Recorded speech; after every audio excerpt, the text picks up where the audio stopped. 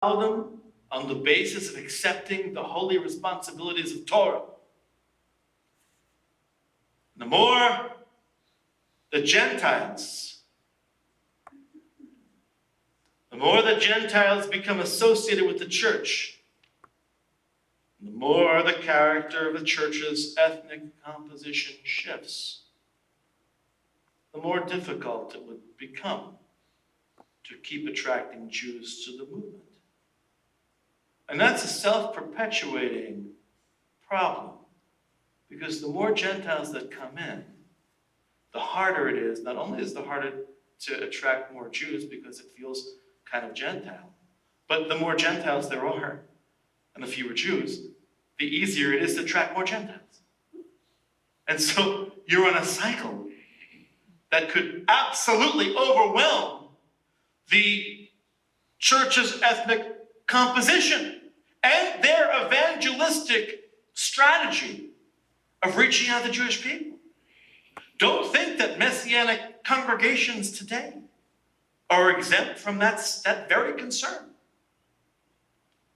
Most Messianic congregations, almost all of them, are a mix. Mixed nuts, some of them, but it's a mix of Jews and non-Jews. And some of the ratio is, let's say, heavily weighted to the non-Jewish. So if a Jewish person comes in to a Messianic congregation that's filled with a bunch of Gentiles, right? And is there a Jew in the house? Oh, that's the guy over there. That's the one. That's our Jew, right? And is it really a Jewish ministry when you have one Jew and 9 Gentiles, 10%? What makes it? How about one Jew in 5, 20%? Does that strengthen the congregation? Does that threaten the viability of reaching out to Jewish people? What about halfy? Who knows what they had in Antioch? Okay, by this time, it may have been halfy at this point. Is that sufficient? Does that seem to have been actually a good ratio for them in the first century? But that's the first century. So you see, some of these issues, they still speak to us today through the millennia. How do you keep from trying to attract more and more Gentiles and excluding attracting Jews? Well, I'll tell you something. I just explained that.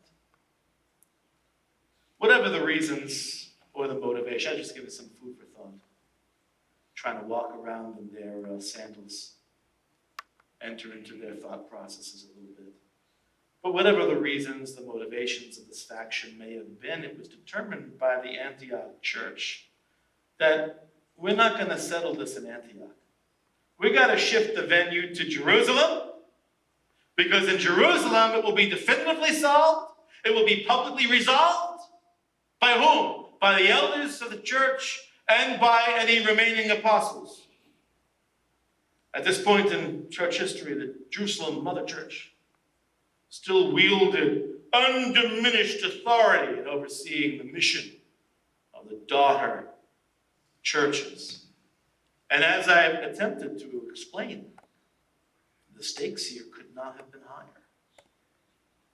Ultimate question on the table is nothing less than whether the church should be identified as A, the righteous remnant of Israel, or should the church be identified as B, a completely new and unanticipated creation, which, while on the one hand is distinct from Israel, nonetheless is composed of righteous Jewish remnant and a righteous element of Gentiles.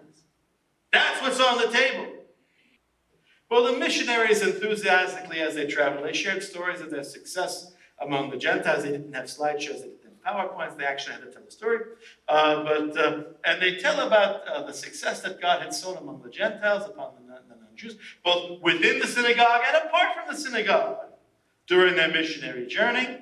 And the believers in both regions, in Phoenicia and in Samaria, the Jewish and the Gentile and the Samaritan regions, they react the same way. Unequivocal joy